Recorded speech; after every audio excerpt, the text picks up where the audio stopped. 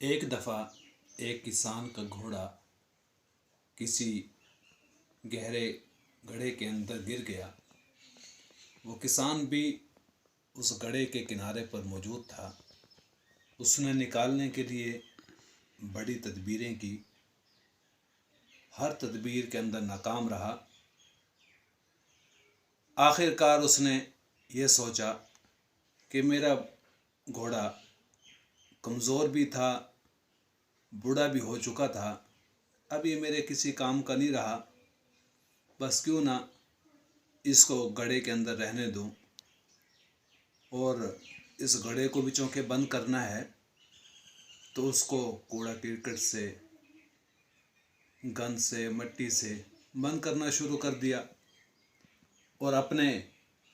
اہل علاقہ کو، اپنے محلے والوں کو بھی اپنے پاس بلایا اور کہا کہ اس گڑھے کو بند کر دو مٹی وغیرہ سے۔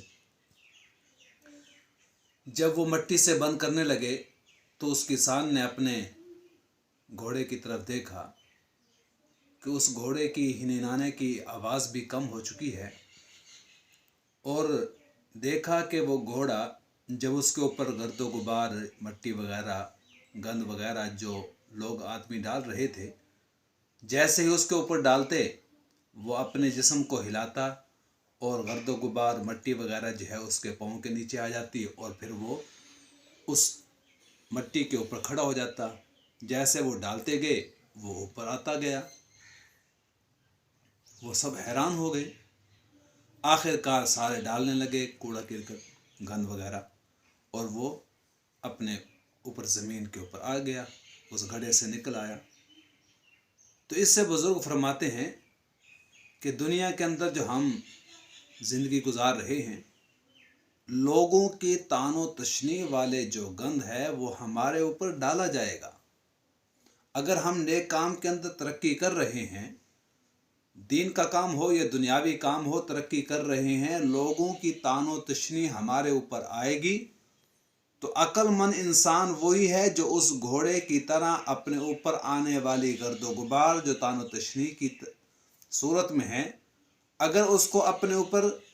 مسلط نہ ہونے دے بلکہ اپنے پاؤں کے نیچے روند ڈالے، وہ تو بلندی پر آ سکتا ہے، اور اگر اپنے اوپر مسلط کر لے گا، اس کو اپنے پاؤں کے نیچے نہیں روندے گا، تو پھر وہ اس طعن و تشنیع کے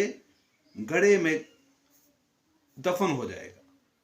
اس لیے بزرگوں نے کیا عقل مندی والی بات کی ہے، بزرگوں نے تو عقل مندی والی بات کی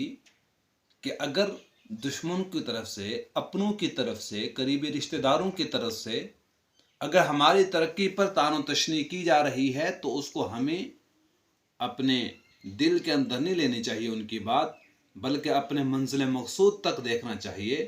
اپنی راہ تک دیکھنا چاہیے کہ ہماری منزل مقصود کیا ہے۔ تو اس لیے ہمیں چاہیے کہ کسی طعن و تشنیع پر غور نہ کریں اور اپنے کام سے کام رکھیں۔ اللہ سے دعا گو ہوں کہ اللہ تبارک و تعالی ہمیں جو ہماری منزل مقصود جنت ہے، اللہ کی رضا ہے، ہر کام میں اللہ اپنی رضا نصیب